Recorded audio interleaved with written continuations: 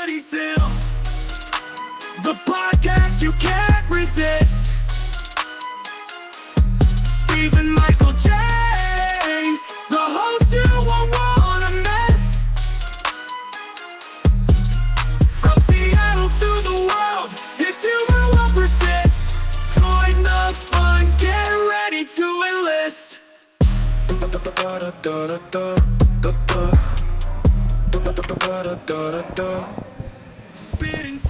Here it is, man. Cheers, ladies and gentlemen. Cheers. Comedy Sim Podcast, episode 51. Here with international guest, Alex Svarez. It's kind of crazy, episode 51, because I'm from Canada, the 51st state. I know, right? Who knows? I mean, we might be...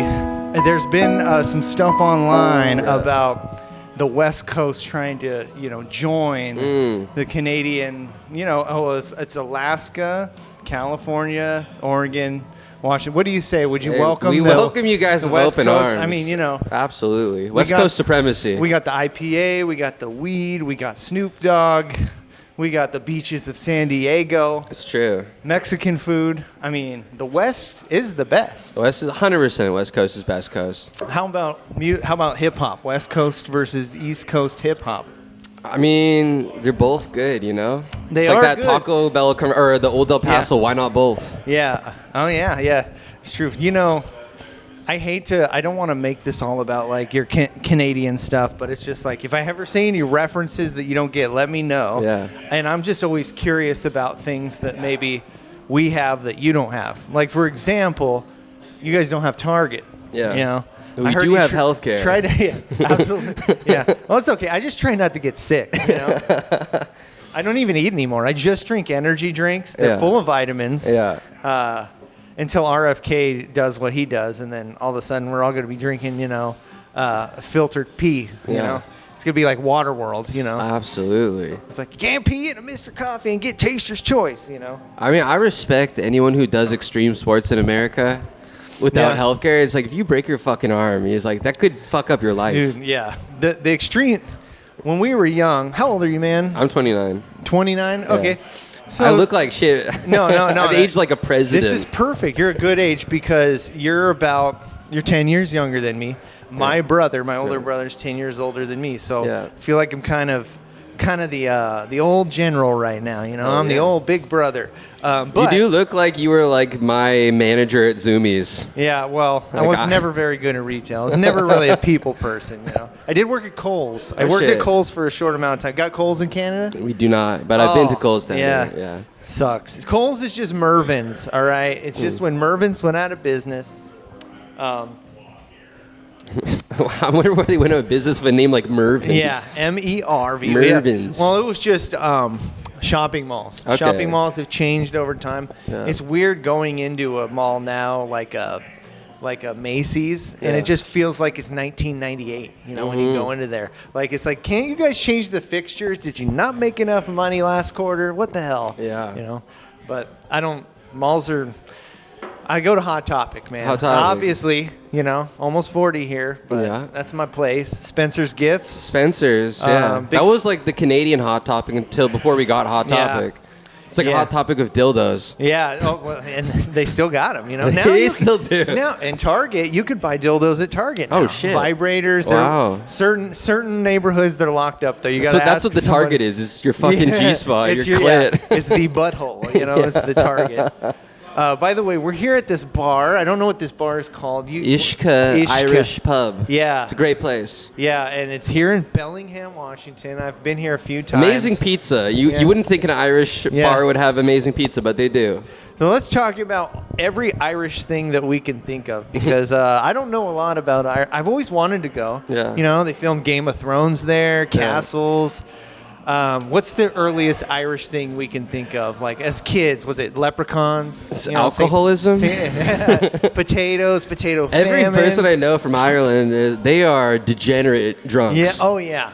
But there's drunk and then there's Irish drunk. It's on another level. And there's two different kinds. There's the the angry, like I'm gonna fight you drunk, and then Yeah. there's the happy, like Bert Kreischer type Yeah, drunk. yeah. You know, what are you when you drink a lot? What do you think you are? I'm definitely the Bert Kreischer kind You're of the drunk. party guy. Yeah, nice. 100%. Have you always been that way? Absolutely. Yeah, nice. Do you Yeah. do you have hey y'alls down here? What's that? Hey y'alls? Hey y'all is no, I They're don't think like twisted teas. They're like, but they're Oh, like it's okay. like basically Southern tea with vodka in it. And when you're like 13, you get people to boot for you at the liquor store. so. Yeah. No, Yeah. I'd never seen one Hey of those. y'alls. The one time that I went up to your country there, I did see they were the first ones to have like a monster with alcohol in it. Oh, shit. You know, that didn't come until way later, you know, Yeah. for us. But you guys have the Baja Blast Mountain Dew Hard. Oh, we do. Yes, I haven't tried it. Oh Never my tried god, dude! It's like if Mountain Dew wasn't enough, you're like, what if we added booze?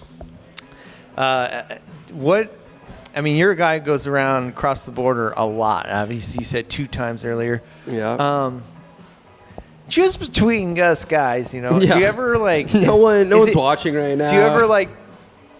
Is it easy to take things over the border? I mean, Like I without- never do No, that. I wouldn't say like illegal things, but say like you bought a poster, right? Yeah. And then they say, you got a poster in there, and you say no. What happens if they find that poster? Honestly, honesty is the best policy. Yeah. Like my friend worked at the border, and Uh-huh. somebody bought like a $5,000 Christmas tree in Washington. Yeah. And she let them through, because they were just like, "Hey, I have this Christmas tree," and she's like, "All right, Merry Christmas." Like every single time that I've tried to like be sneaky, I always Yeah. get busted. Yeah.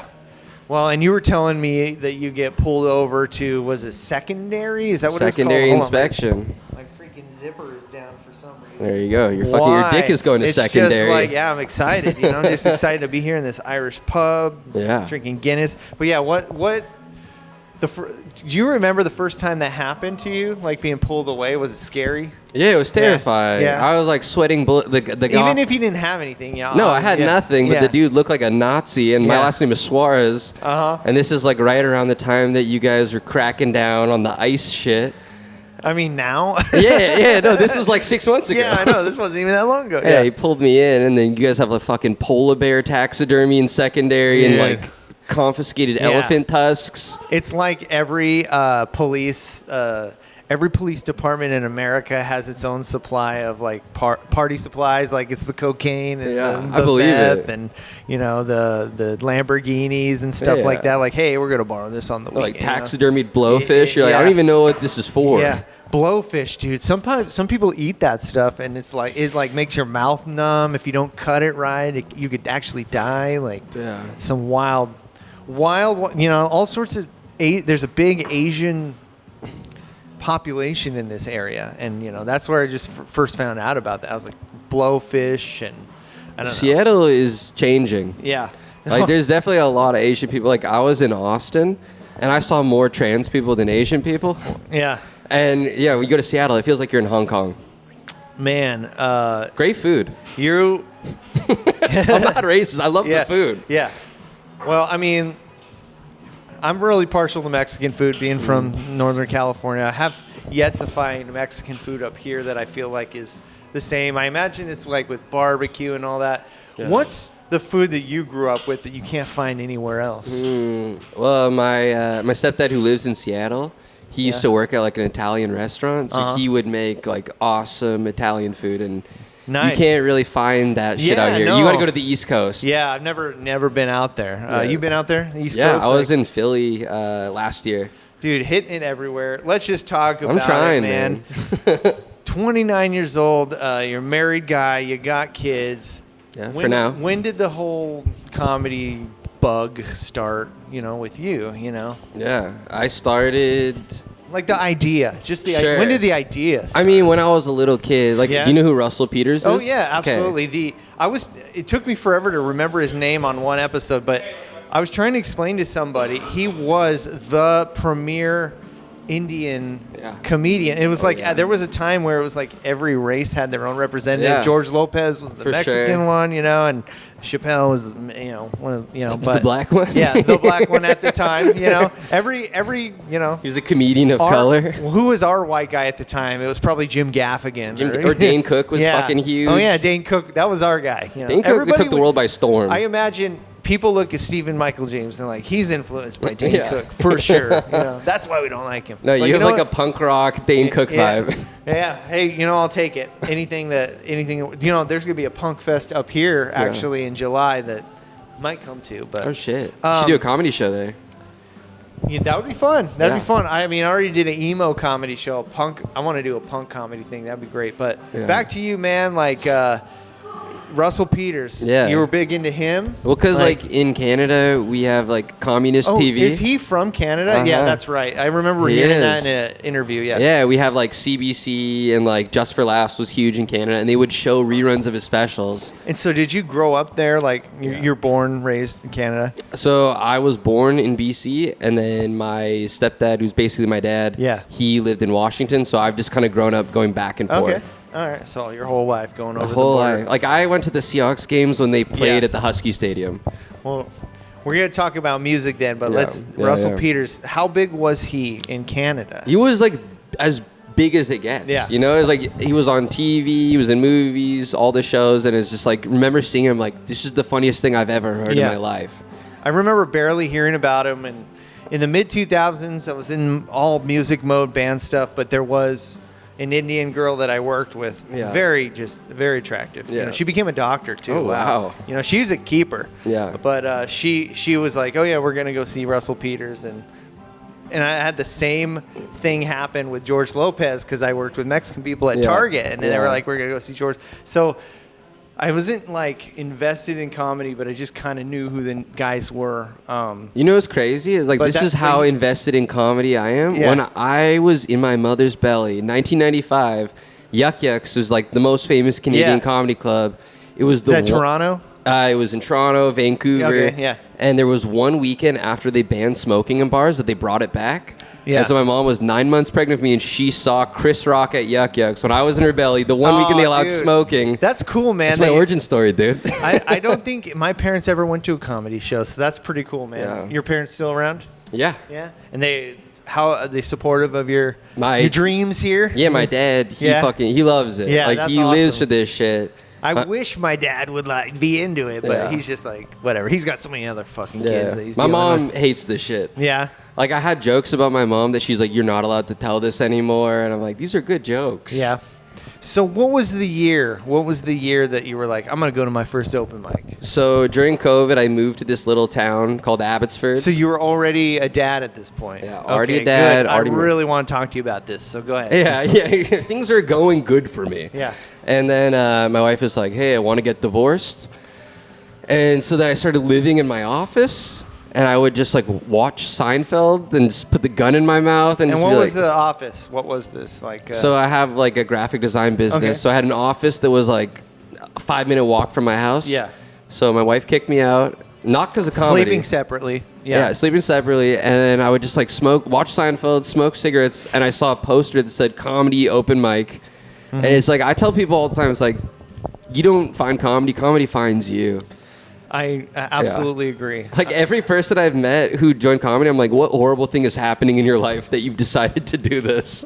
Dude, I have to tell you, man, my story is almost similar. In the end of 2022, I was very interested in comedy, and so I just started going to this local open mic. Tony V's in Everett, just watching Adam Tiller, Oh, shit. you know, our buddy, Dude, friend of the show. friend of the show, friend of every. Dude, Adam Tiller was saying that Canadians use maple syrup as massage oil at the show at Beach Cat the other day, and I was like, I went on after him, and I was like, we don't use it as massage oil, we use it as anal lube. Yeah, yeah. That's why everyone in Canada likes eating ass. More more friction, more friction.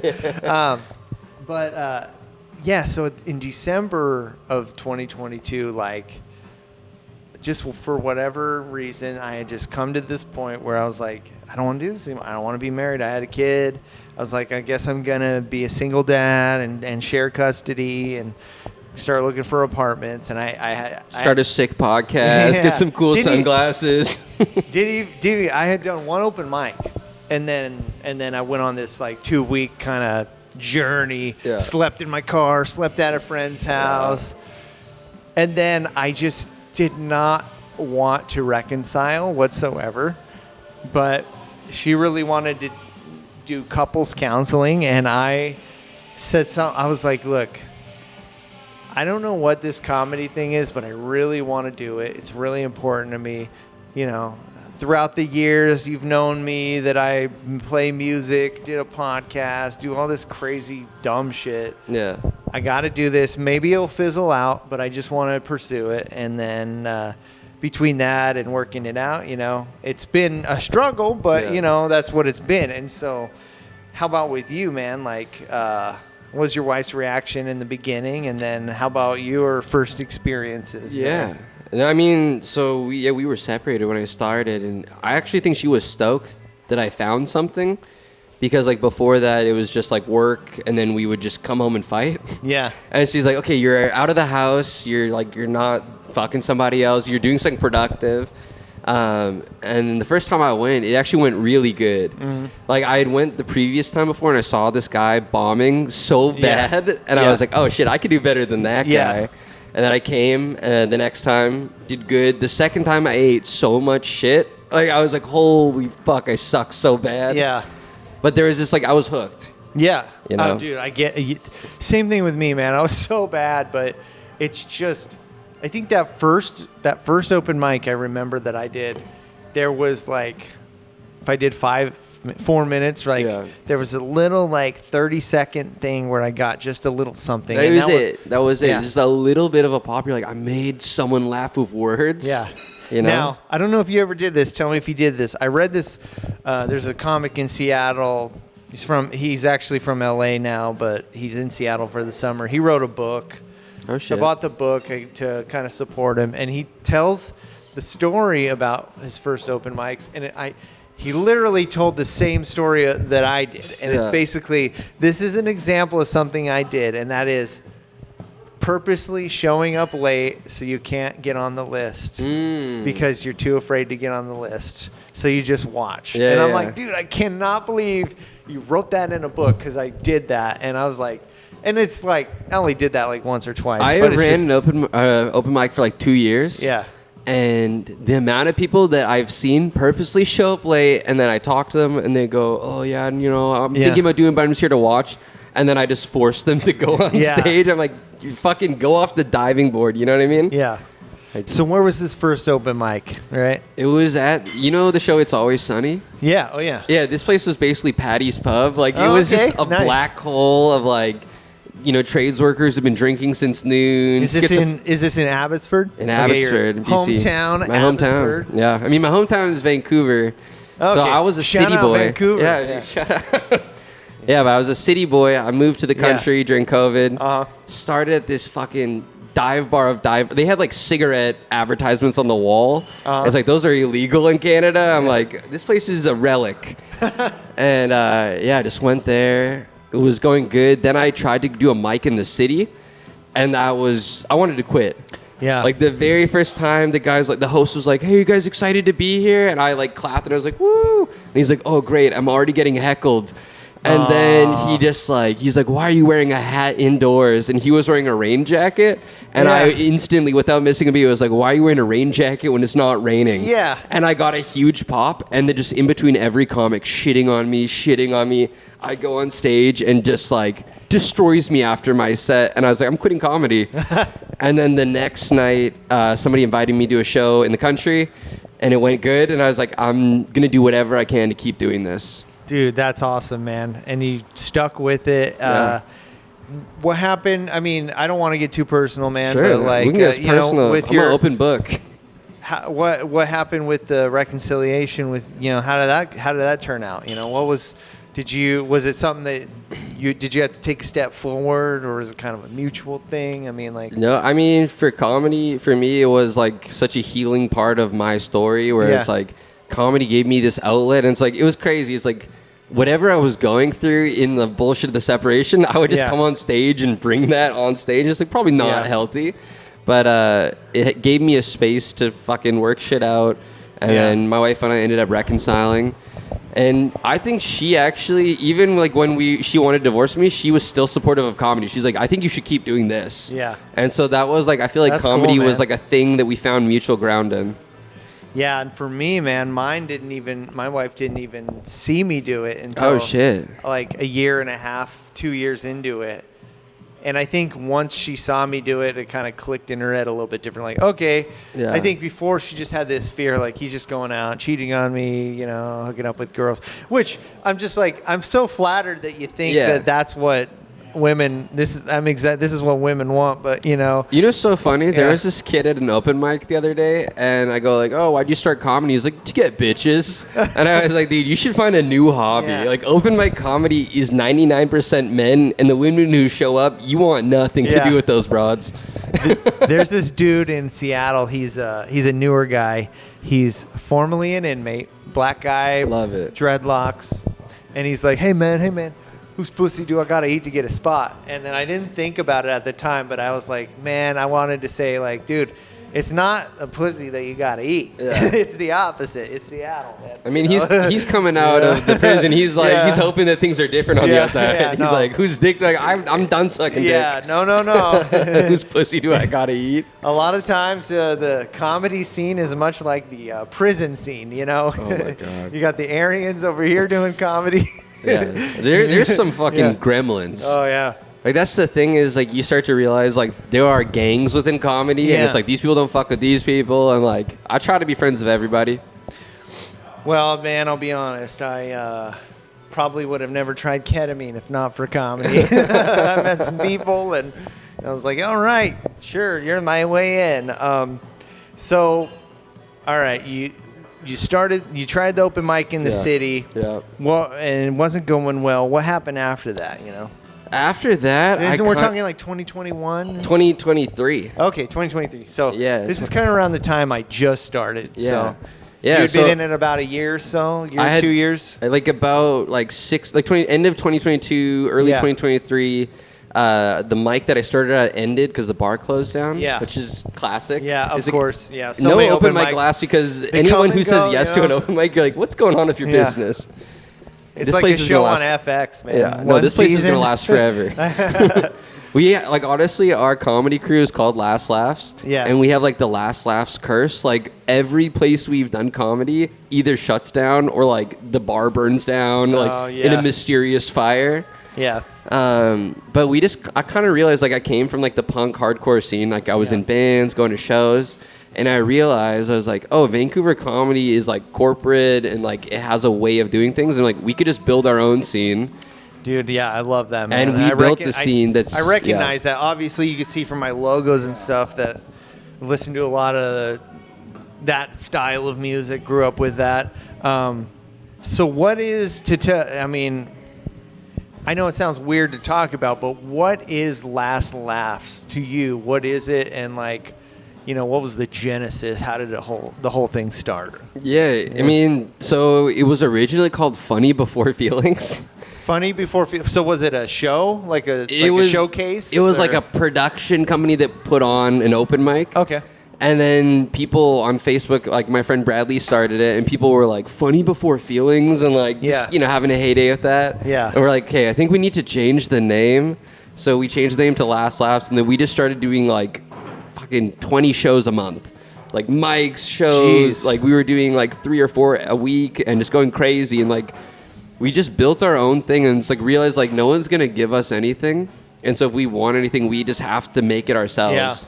You know, I've seen a couple things like that in Seattle. I mean, the first year I was doing it, there was this group called the Open Mic Collective, and they did a bunch of they did some stuff in like Tacoma, Olympia, and then now there's a group in Seattle called On the Mic Comedy. Nice. And I'm not affiliated, but I like to shout them out because pretty much anybody who signs up gets an opportunity. Yeah, and that's what we were all about. Is like everyone is like, I don't care who the fuck you are. It's like unless you've committed a crime and are not allowed in this place, you're allowed on stage. Yeah. Yeah, no, I don't. As far as I know, nobody's been banned, but they're doing like roast battles now. They're doing different venues, and yeah, I mean, And that's what we did. Like, we started basically the largest roast battle in Western Canada, maybe Canada.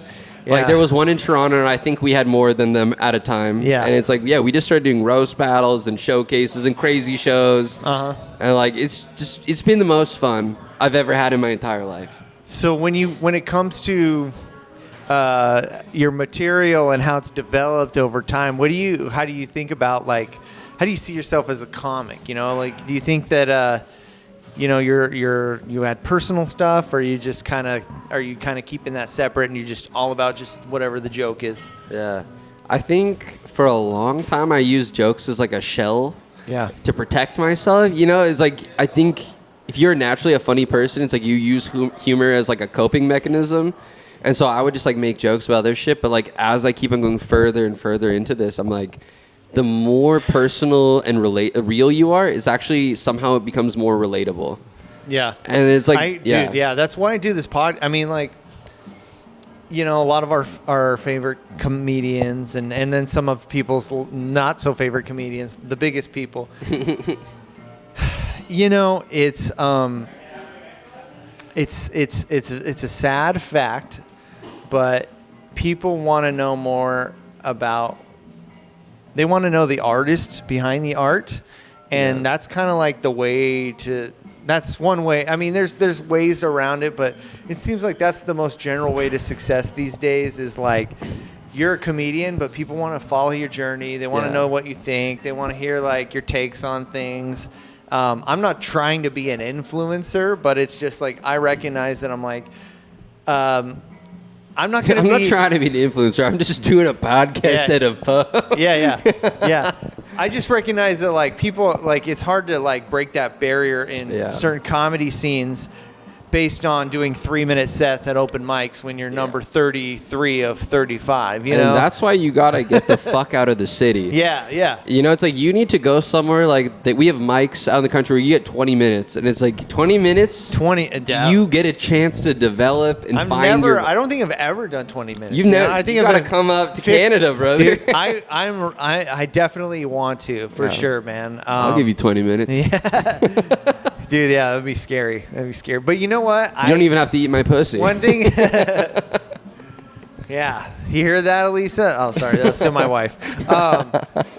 You know, I haven't done a lot of like riffing and stuff like that either. Just a little. I just did a little bit of it at Whiskey Mile recently, and it's just like, yeah, I want to start doing more of that kind of stuff. And but you know what you're saying, like the more, like the way to success is like to reveal this personal stuff. Yeah. Like, I think there is some things like the buy-in at the poker table of comedy is you have to be funny. So it's like everyone who's successful is funny, but what separates them from us is like they know how to market themselves. They tell their story. Like, I'm filming a special on Saturday, and it's like I'm going to film like me hanging with my family beforehand and dropping my family off and like share who I am. And it's like, I think that will separate me from other people because it's not just like, hey, here's my crowd work special. It's like, hey, this is my life. This is my family. This is who I am. You know, like hanging out with my friends in the bar in between the shows. And like have you ever seen Zach Galifianakis live from the Purple Onion? Possibly. Is that one of his really old specials? It's the very first Netflix comedy special ever. Yeah, I think I have seen it. You know, and it's amazing. Plays piano in it, right? Yes, he plays piano. So wait, does he do the joke about his Asian roommate? Yes, dude. Yes. Yeah, and in between takes, they're like driving in the van and doing all this stuff, and you start to realize like this showed who he was as a person. Yeah, and it's like I think a special, like in the age of YouTube, specials are not special. But how you can make it special, in my opinion, is like by showing who you are. It's like everyone is special and unique, and it's like show that and have great jokes, but also show who you are. The big thing too that I've been thinking about is it's just like put yourself in the shoes of the person that's watching you. Yeah. And it's just like everything that I love, man, I just love it. It's whether it's a movie, a band, comedian, I just want to absorb everything.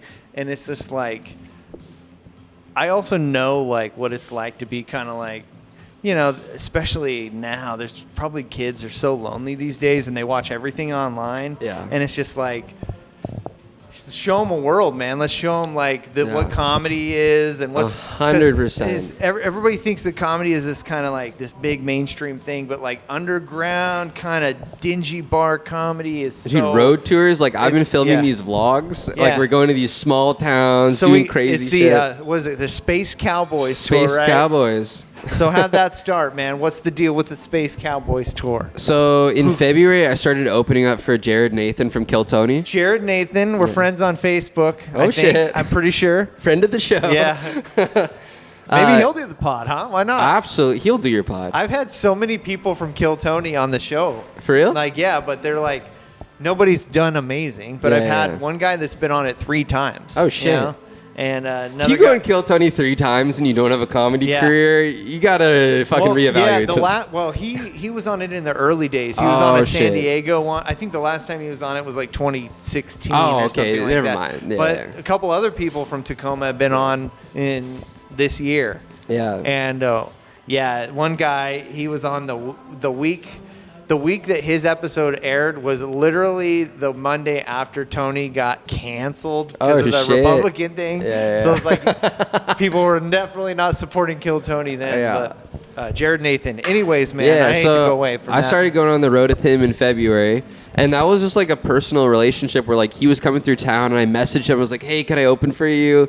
And then it worked out, and like we just became friends, and then did a couple shows, and then he saw what I can do, and he's like, I'll bring you on the road with me. And then I was like, oh shit, like I got way better in those 2 weeks than I did in like the past year. Yeah. And so I was like, I need to get on the road. So I kind of built a crew up of like different people, like merch guy, video guy, opener, you know, and it's like just going out, doing 30 minutes every single night, like 4 nights in a row. It's like, the shows are crazy, but you just like know you're getting better. Like it's like CrossFit. You're like, you're fucking in the gym.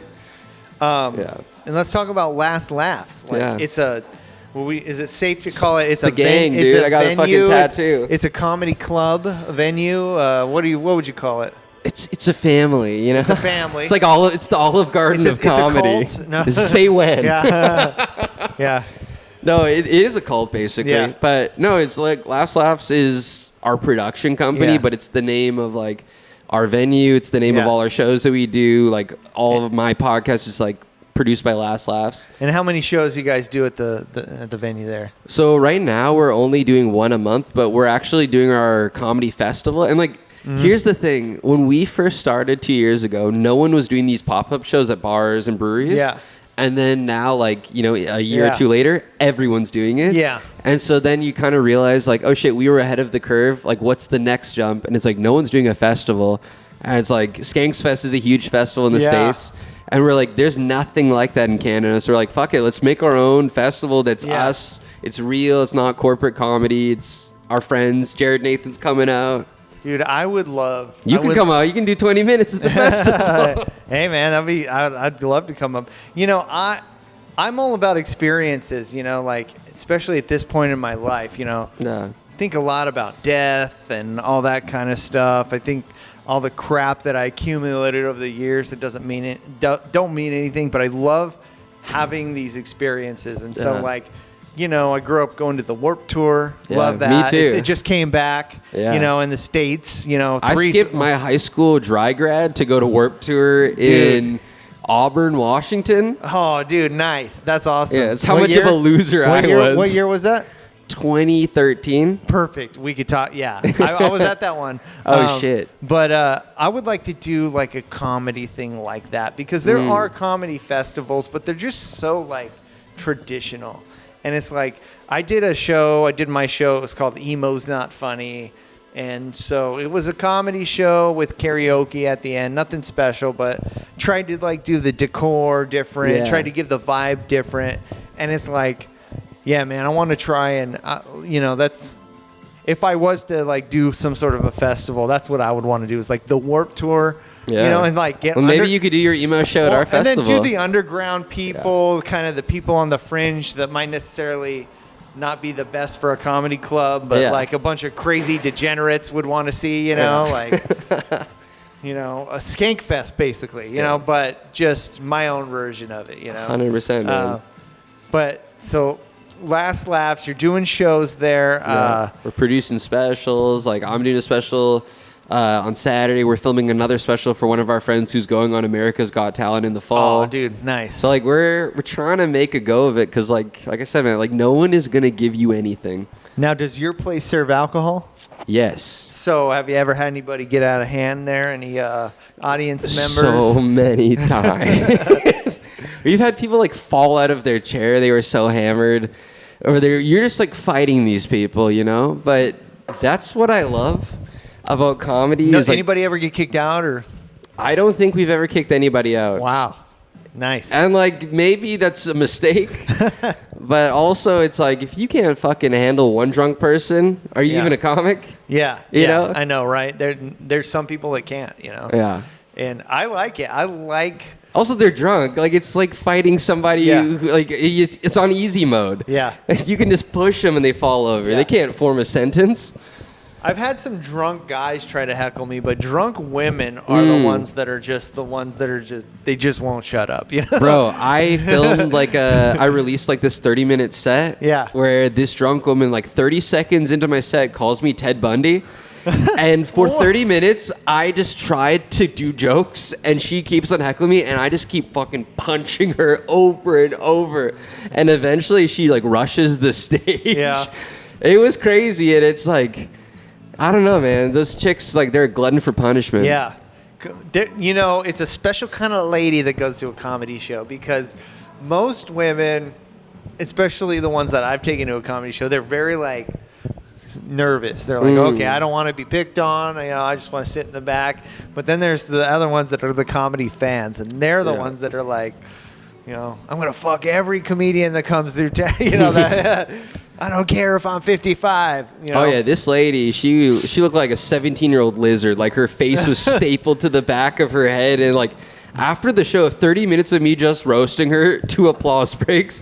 She like came up to me and she goes like, "I love you. You're so funny." Tried to kiss me. I was like, "Get the fuck out of here, lady." Jesus Christ. Yeah. So. How long you been on this tour now? So you said February? So February I went to Jared, and then I've just been doing like once a month, like Thursday to Sunday tour. And like I recommend that to anybody. Book your own tour. Find the bars. What's the farthest you went for tour there? Like 200 miles. 200. Where was that at? That was, what is it called? Williams Lake. Well, never heard of Exactly. it. Yeah. Exactly. People in Vancouver in Canada haven't heard of this I'll tell place. you what I have heard of. You tell me if you've been there or not. Thunder Bay. I have. Thunder Bay is a scary place. Yeah, is it? So I read about Thunder Bay in a Neil Young book when I was a kid because I used to love Neil Young. And I was like, and then he said that he went up there with Rick James. He used to play in a band with Rick James. Rick James is also Canadian. No shit. Yes. Wow. Yeah. I didn't know that. Yeah. And I'm Rick James, bitch. Or if he's not Canadian, he went to Canada to ditch the draft. Oh, shit. For sure. Yeah. You know, but they were in a band together, which is just awesome. You know, to think about Neil Young and Rick James. Thunder Bay is like the kind of place like you wouldn't think somebody lived in that house unless you saw the lights on. Like there's a tarp on the roof, 17 broken down cars, bars on the wind. It's a scary, scary place. It's you know, I would say the roughest city in Canada. Oh man, that's awesome. Which is nothing compared to like Kensington in Philly. Like, you know, it's like the worst area in America. Like worst area in Canada is nothing compared to the worst area in America, but yeah, it's rough. I mean, that's a long way to carry meth for sure. Yeah. Thunder Bay. Yeah. So Canadian music, man. There's first of all, Sum 41, one of my favorite bands of all time. Just saw them on their farewell tour. Yeah. They were way bigger in Canada than in the U.S. But another band that a lot of people don't know about, this band Billy Talent. Of course, people don't know about Billy Talent. No, not in America, man. God, they don't know about Billy Talent. Billy Talent in is so good. If you haven't listened to Billy Talent, you gotta look that shit up. So yeah, that's I didn't discover them until like 10 years ago, but man, what a great band. I wish that they would tour more. You guys know Alexis on Fire? Alexis on Fire, absolutely, yeah. Phenomenal band. City of Color, Yeah, you know, that's Silverstein. another one. Silverstein's Canadian? Yeah. Wow. So like in I've seen Canada, them too. Perfect. we Look at have that. like this thing called CanCom where half the content on the radio and TV has to be Canadian. Yes, So absolutely. there yeah. was all these grants for bands. They don't Bare exist for Naked comedy. Ladies, you know? Yeah, Bare Naked Classic. Ladies, Tragically Hip. Yes, And yeah, yes. these guys could get grants from the government to make records. Like Yeah. bands that would have never been able to do this. They do the same thing with film too, right? Yeah. Yeah. Exactly. They don't do it with comedy because the government of Canada doesn't recognize comedy as an art form. Which You is know- maybe for the best. You know, I have to argue that probably the pound for pound funniest people in comedy come from Canada. Like when I grew up, man, it was Dan Aykroyd, Yeah. Rick Moranis, Yeah, Norm. you know, Norm Macdonald, you Jim know, Carrey. Dave Foley. Yeah. I mean, these guys. It goes on and on. Like the sensibilities of I have a theory about it. what is that? I think the theory is it's so hard to make it in entertainment in Yeah. Canada that it's only like the absolute funniest, best people ever make it out. Like the goal in Canadian comedy is to Yeah. come to America. Yeah. Yeah. So it's like if you can fucking make it in Thunder Bay, Yeah. you can make it anywhere. There's no way that New York is harder than Thunder Bay. There's no way in hell. Well, so you've been on tour since February, Yeah. and then so this is kind of like not necessarily a full planned tour, but this is kind of like your endless tour, Yeah. constantly adding dates Exact- to it and stuff absolutely. like that. What you got some big stuff coming up? Is Yeah. there you want to talk about like some of the bigger things? I mean, some of the shows. Sure. So I'm opening for Bert Kreischer in Whitney Cummings in September. And so, well, is this like the Great North America, something like that? The like, Great Outdoors Comedy Festival. So Tom Segura did this thing like last year, 2 years ago, Yeah, something like Kevin that. Hart, fucking Dan Soder. Did you go to it? Yeah. No, I No. didn't actually. But it takes place up there. Up there, okay. like 10 to 20,000 people in a big park, kind of like Actually, the Gorge. Yeah, you know? I think they did it in Spokane too. Actually, Yeah, they did in but- Spokane. yeah. Absolutely. So you were doing this thing where every day you were kind of tagging Bert Kreischer in harassing Instagram him. stories and stuff like that. When did you first kind of find out about this guy? Because I want to discuss him a little bit. Sure. You know. I think the first time I found out about him was I found out about Tom Segura first. Yeah. And then I realized they had a podcast, and then I saw his Netflix specials, and like, you started to realize like this guy is a wild, crazy, fun Yeah, character. Yeah. And as the story just continues to get crazy, he was drugged by one of his friends. Yeah. You know, he's loyal to his wife. He's got some daughters that are embarrassed by him. Yeah. And honestly, man, he's one of like the least liked people in comedy. I think behind Brendan Schaub, No, he he's might like, be the Nickelback of yeah, comedy. I know. Like so many videos on YouTube are dedicated to hating Shitting on on this him. guy. Yeah. I mean, he's maybe not necessarily my favorite comedian because I don't do a lot of storytelling, but I love his attitude, especially when he has like non-comedians on. He talks Yeah. about music, cooking, Yeah. actors and stuff like that.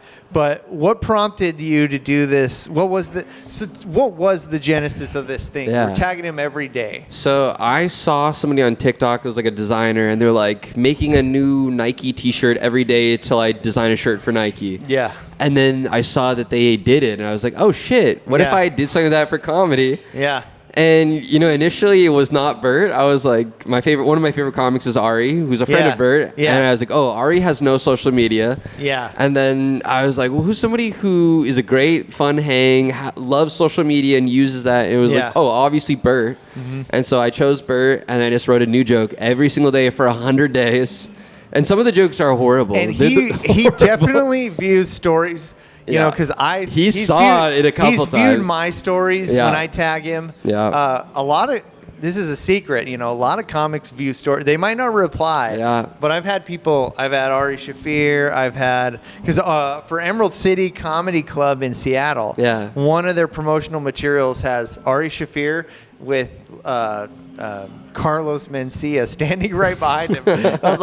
I'm pretty sure these guys don't like each other. That's so funny. Mark Norman views a bunch of stories. So, like, these people will view things. I just be selective. Don't spam them or else they're going to, like, block you and don't want to see your shit. But I think that, like, you know, they're still – I feel like they're just want to be aware of what's going on. Especially especially this area. There's just not – like we were talking earlier off camera. Yeah. There's not a lot of big names from here, you know. So – but yeah, so you're doing these jokes every day, and then what happens? So I started this before Bert was even coming anywhere near me. Yeah, you were just like, I just like Bert Kreischer.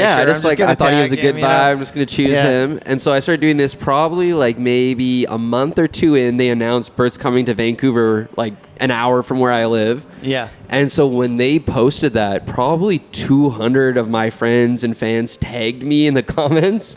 Of the Great Outdoors Comedy Festival, and they were like, whoa, okay. And so I messaged them on Instagram. I was like, hey, I don't know if you saw, but like I've been doing this thing. And they basically were like, that's nice. And they're like, you know, have a good day. And I was like, okay, well, I'm going to keep doing this thing. Yeah. And then one of my friends emailed them, and they sent a very nice email, but they're just like, you know, we don't get to choose who gets to be on the show when you're dealing with big headliners like this. Yeah. And so I just kept my nose to the grindstone. Like I was like, in Austin filming these videos, like it'd be like 2 a.m. and I forgot to film a video and I wouldn't go to bed. I'd like, I gotta go film a video. And then maybe around like day 60, one of my friends who opened for Joe Coy, he had Joe Coy's manager's info, and Joe Coy's manager also works at the same firm as Bert Kreischer's manager. So I got their number, and it was just like a Friday afternoon, and I was like, you know what? Like, this is not getting anywhere. I'm just going to call somebody. So I called Bert's manager in Charlotte, North Carolina. Or, is it North Carolina? South Carolina? One of the Carolinas. I don't know. They don't teach this in Canada. There's a few of them. Yeah. So I call her, and I just like, hey, don't hang up the phone. You know, I've been doing this thing. Some of these videos have gotten like millions of views. I'm on day 60, and she's like, wow, this is amazing. Like, she just loved the story. Yeah. Which is like totally the opposite of what I thought she was going to be like, fuck off. Yeah. You know, get out of here. So she told me to email her. And so I emailed her. I screenshotted some of the videos that had kind of went viral. Yeah. I CC'd the Great Outdoors Comedy Festival, and it was just like the next day. Everyone was like, this is amazing. We love this. And they're like, okay, well, you got 40 more days. Like, we're going to go all the way to 100. And so it just kept on trudging along, made it to 100 and got to announce it. And the amount of people who thought it was fake was funny because I had done an April Fool's prank that year where I said that I was opening for Mark Norman. And I photoshopped like this article. So everyone thought it was fake. Yeah. Dude, that's insane. I mean, that's definitely persistence. You know, I have a friend named David who, so there's a comedy club in Seattle. It's very notorious for like, it's impossible to get a spot there. It's not even a great club, I'll be honest. All right. This gets out to them. You guys haven't I've applied twice to perform there. So it's Laffs Comedy Club. Oh, yeah, that's the one. So, like, you know, like you can email them like 30, you know, forever, and they just don't reply. So David, what he did was every day he sent them an email for like 33 days, and then finally they're like, all right, fine, you can get an audition spot. So amazing. It works, you know, so... man, are you nervous about this thing? I mean, like... How many people? I mean, what the do you know the itinerary or anything? You just have the date. I mean, I'm honestly like, it sounds egotistical to be like I'm not nervous, but it's like obviously probably the day before I'm just like puking. Yeah. But it's like I'm just doing I'm not the host. I'm just doing 5 minutes. It's like the host, a great comics opening, then I do 5 minutes between them and Whitney. Dude, that's perfect. It feels like a layup. Yeah. Like they're helping me just like, you know, do this thing. That's so cool, man. That's so cool. And, you know, Whitney Cummings funny, too. She's amazing. You know, she came to, like, during the pandemic, she went to, like, Spokane Comedy Club and stuff. Cause even her, she was like, yeah, I normally do theaters, but I just want to do comedy. So, shit. I don't even know how long we've been doing this. 47. Oh, not bad. Nice. So, the tour's going on. You're opening up. Opening up for TJ Miller in October. TJ Miller, wow. Whoa. This guy, first of all, I'm trying. I love that guy, man. He had some stuff in the media with calling in a fake bomb threat. Do you want to know a crazy story about TJ Miller? Yes, please. Okay. TJ Miller, from people who don't know, HBO Silicon Valley, Deadpool 1 How to and Train 2, Your Dragon. How to Train Your Dragon, Extract, Mike Judge film. Yeah. Great guy, great voice. Amazing Original voice. of the Mucinex germ. My daughter actually had some lady made her she's autistic, made her a Mucinex doll. Wow. It's the germ from the commercial. Yeah. She watches the old commercials. Anyways, TJ Miller, funny story. Yeah. So, yeah, TJ Miller had that bomb threat story. So my friend, who shall remain nameless, went to TJ Miller's show in Vancouver, and when he got there, he started having a psychotic episode where he was having like visual and auditory hallucinations. Shit. So he tells his buddy he went to the show with, he's like, hey man, like I'm not doing good. I need to get out of here. And his friend's like, I paid good money for these tickets. We're going into the show.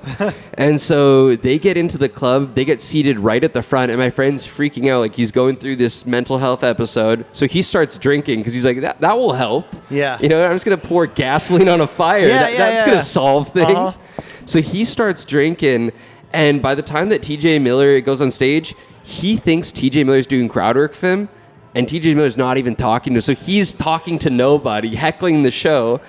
And so TJ Miller is like kind of letting it slide. And eventually TJ Miller talks to him. He's like, hey, what's up, man? Yeah. What's going on? Yeah. And my friend goes, you suck at comedy. You know, me and my friends, we're the greatest comedians in the world. Last Laffs Comedy, we run the best shows in the entire world. 200 people start booing my friend. Oh, no. And TJ Miller is like, hey, man, can I give you a word of advice? He's like, you just made 200 people never come to your show ever again. They have like an interaction back and forth. My friend gets kicked out of the club. He's outside the club. He's still in the throngs of this like psychosis. Somehow gets back into the club. They seat him up front again, which I don't know how this happened. He gets seated up front again, and then gets into TJ Miller again. And then TJ Miller is kind of nearing the end of his set, and he looks at my friend and he goes, you know, man, you're a comic. I'm a comic. Let's let bygones be bygones. He orders 2 shots of tequila, gives one to my friend, one for him. They cheers. TJ downs his shot, grabs my friend's shot before he can take it, downs that shot, drops the mic and walks off stage, and my friend gets arrested. Yes. Holy cow. Yeah. And my friend has no recollection of any of that. And so, like, opening for TJ is, like, that's kind of this full circle moment of, like, that's a guy who's dealt with mental health issues. My friend had this crazy interaction with him. Dude, that one I think is, like, at the top, you know? Yeah. I've told the story many times on the podcast, but the first time I went to this open mic in Tacoma, this lady was kind of heckling, and everybody was kind of talking shit to her a little bit. And then this one comic, he just couldn't take it anymore. He puts the mic back in the mic stand. He walks right down into the audience. I think he's going to like punch this lady. He walks past her, grabs a glass of water and just flings it on her and just covers her in ice water. Oh, shit. And her like boyfriend, husband is like, didn't do anything, shocked. And they got the security in. And it was just like, wow. God, comedy. Yeah, comedy. Yeah. That's what open mic comedy is all about. Yeah, I know.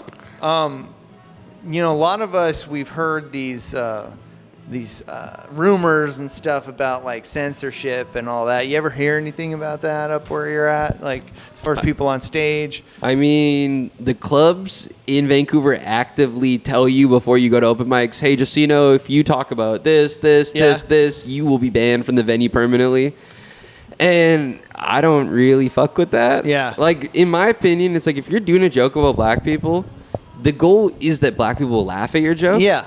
And, you know, it's like I'm not trying to hurt anybody's feelings, but it's like if you don't even have a space where you can work out those jokes, that it's like you're essentially like ruining the art form.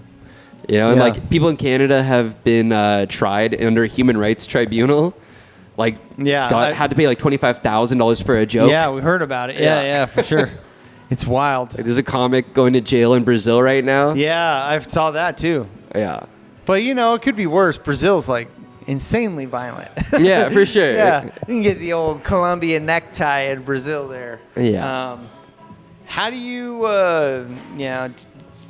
is it a struggle to balance your time, with the family and the comedy, It Because it is definitely for me, Yeah. So I just wondering for you, somebody who I perceive as being much more successful and active out there in the scene, do you ever get any arguments or anything like that about like your time? Yeah. I mean, I think like everything, it is a balance, and Yeah. sometimes you go too hard. Yeah. And you got to pull back a little bit. And I don't know. At the end of the day, it's like I grew up without a dad. Yeah. And so it's like I'm in my kid's life way more than I had a dad feel in the my same life. way, You know, man. so That's it's my like same justification. yeah, right you're there, like, oh, I had no dad, so Yeah. I'm like a shitty dad, which is better than no dad. Yes, exactly. I love that attitude, man. No, but I think it's like Yeah. it's an ebb Yeah. and flow, and it's like I think at the end of the day, if your kids know that you love them, Yeah. and like I'm doing this shit for my kids and my family Yeah. to like number one to provide a better life for them, but also to show them like you can go after your dreams, you can go after whatever you want, Yeah, I try to tell my wife and stuff. It's like this is the only chance I ever have of making any real money. I said, look, I don't have a college education. I said I work, physical labor jobs my Yeah. whole life, and maybe I'll move up to a manager position at a company, Yeah. get fired, do it again. Yeah. But there's only a certain amount of people that can be entertainers because Yeah. it takes a lot, and you have to give yourself. This is kind of what I was Yeah. talking about earlier, kind of the more you give to the world, Yeah. kind of the more you get back, 100. It's so Yeah. funny. It's like my mother-in-law, she hates me. Yeah. And it used to be like he's never gonna make it. Yeah. And now it's like, oh, when he makes it, he's going to cheat on you. And it's like Yeah. it's so funny. It's like the goalpost has shifted of Yeah. like, well, I think he is gonna make it, but he's just gonna be a piece of shit and ruin everything. And it's like I don't think that's true. It's weird. It's just this industry is like the most. They always say it's like a low barrier or whatever for entry. Yeah. But it's like the accessibility to people that are actually doing it for a living is like right there, like shaking hands with people you used to watch on podcasts. It's Yeah. insane. Oh, yeah. Like it blows my mind to even think about it now. And it's Yeah. just like, a lot of these comics and these open micers, they just are never happy. It always seems like they are just, it's never as good as they wanted it to be. Yeah. And it's just like, man, I just appreciate there's so many times where I've had so few times where I've had full rooms and people just Yeah. hitting on every joke, and it's just Yeah. like, dude, 5 years ago I was nothing. I was just sitting in my room watching Yeah. YouTube, Totally. doing nothing. So Yeah. this is crazy. This is crazy to be even. Yeah, I part think of like this club, anytime you get to go on stage and someone gives you their time, it's like that's a privilege. Yeah. And I think a lot of my joy from comedy comes from like I'm trying to make people laugh. I'm trying to have a good time with them. I want them to leave feeling like they had a good time. Mm-hmm. And I think if you do that, you win more than you lose. Yeah. We got a mutual friend, Jordan Macias. Dude, friend of the show. You've done some shows. So many with him. friends of the show. How did you meet Jordan for the first time? Yeah, I met him at an open mic in Mount Vernon. Okay, so it was at Cats, right? Cats. Same place you met me. Yeah. Awesome, man. That's cool. That's a How wild far is place. How far is Mount Vernon? It'd probably be like 2 hours for you. Yeah, 2.5 like hours? an hour 45, Yeah. 2 hours. Yeah, this other guy Jerry that I know, he frequents that place all the time. It's a cool Yeah. spot. Yeah, it was fun. But yeah, no, you guys. I think it's the only mannequin bar in Washington. They're Cat's West Side Story mannequin bar. Yeah, Like, no, I don't know it's- if there's any other mannequin bars. I didn't even see this. I've only went there. I felt like it was in a dream. The one time I was there, it was Yeah. just like, is there a skeleton on a bicycle over here? I said that the place looked like if the Pride Parade happened at a Spirit Halloween. Yeah, yeah. It's Totally. a weird vibe in Yeah. there, but I love it. And then I think when I was there, it was still Christmas, so they also had decorations on all the mannequins and stuff. But yeah, man, you've done some shows with Jordan. You've done a podcast with him. You guys, I heard you guys might be doing some stuff in the future. Yeah, stuff like and that. that's what I love about comedy is making friends. Like, comedy is a business of making friends, and there's a lot of people who are not friendly doing comedy. Yeah. I'm like, I think you should do something else. It's so much fun when you're doing shows and stuff with the people you like. That's. I mean, that's definitely why I for go sure. on tour. It's like, I could do tours with less people than I bring and make more money, but it's not as fun. Like, we're filming vlogs, doing like jackass shit. Like, we had a slingshot and we're shooting donut holes at each other. And shit. just doing fun, dumb shit and like having the time of our lives. Was it Tim Hortons? No. Yeah, never Timbits. I never had it, man. I never had it. What do you call like their donut holes? Is that what they call them down here? Yeah, donut holes. Yeah. Yeah. Yeah. The language is so crazy, you know. It's dude, that's the weird thing is like when you do shows down here, you have to adjust your language and references. Yeah. And you see it all the time where like comics come up or comics come down and they don't adjust. And it just does not go good. Yeah, I think one of your podcasts I remember listening to when it was out, it was like you were saying you were on the freeway going 110 or something like that. Yeah. I was like, holy shit. And then I was like, oh, wait a minute, that's kilometers. Yeah, going to $1.10. We got that stupid, I don't know what you'd call it, the imperial system. Yeah. Yeah, we got an imperial system in the White House right now too, man. It's not so great. It's so funny to me, like the metric and imperial. Yeah. Like metric is arguably a better system. It is, yeah. Because everything's divisible by 10. But also, it's like in Canada, we tell us our height in inches and feet. So it's like we're so close to you guys. It's like we use pounds, we use inches, we use all your measurements. Like I did a show in 100 Mile House, BC. Yeah. It's like it's not 100 kilometer house, it's 100 Mile House. So what's the rest of the year looking like for you? Just July. I mean, we are halfway through 2025. Yeah. I'm just trying to survive till September for the Great Outdoors Comedy Fest, but like I'm flying out to Winnipeg, doing some stuff with some friends in Portland, you know. Winnipeg, home of Chris Jericho. There you Great go. wrestler. Yeah. So I'm bringing out every Canada reference in this one. Tom Green, Ottawa. I don't know. Yeah. You know. Who's the wrestler? Chris Jericho's not the guy who offed his family, right? No, that was Chris Benoit. Oh, Chris Benoit. See, that sounds like a French-Canadian last name. I believe he was from Calgary. Calgary is a big place for pro wrestling. Yeah, There's like they have schools and stuff. Yeah. And like Brett and Owen Hart might be from there. Absolutely, yeah. And then I know about the Calgary Stampede. That's why I was asking about that whole thing. Yeah, man. It'd be so sick to do a comedy show at the Stampede, but, I bet you would be insane. It'd be fun. Well, I think I'm going to close this out and use the bathroom. Sick. So shows coming up. Obviously, the big one in September. Yeah, September 12th, 9/11 Boxing Day. 9/11. Boxing Day. Never forget. That's the big one. But you got other shows coming up. You're still doing the tour. Yeah. Where are you going to be heading? You got anything planned in the next couple weeks? Winnipeg, Calgary, Edmonton. Hopefully some American dates once my visa gets sorted out. Yeah. Yeah. And then how about like Last Laffs? What's plans for that in the future? We're doing Last Fest August 1st, 2nd, and 3rd.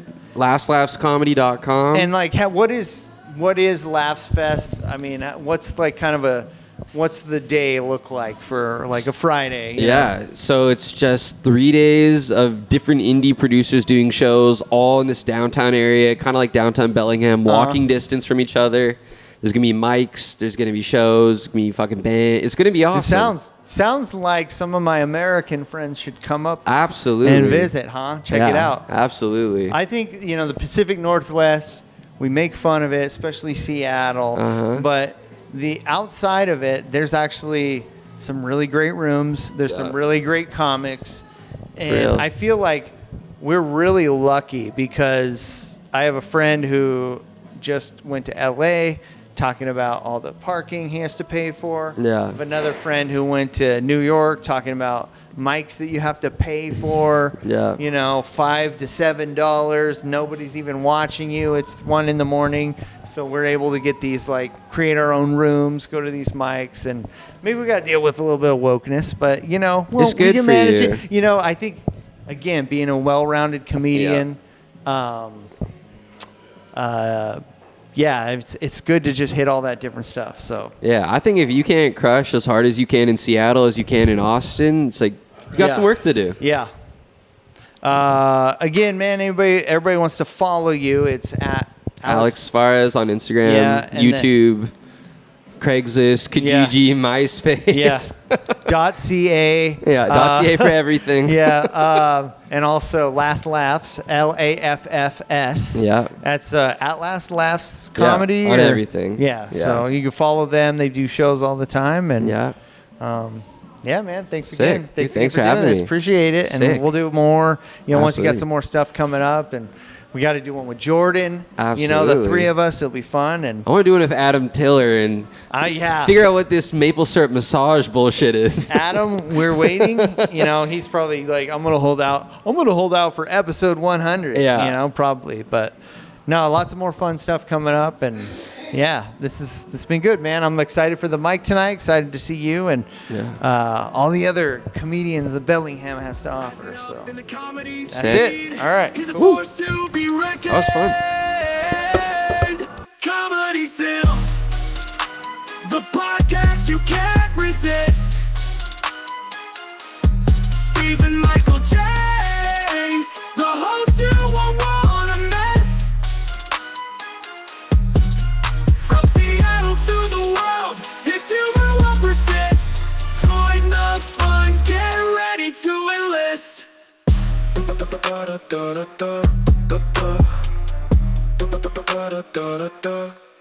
Spitting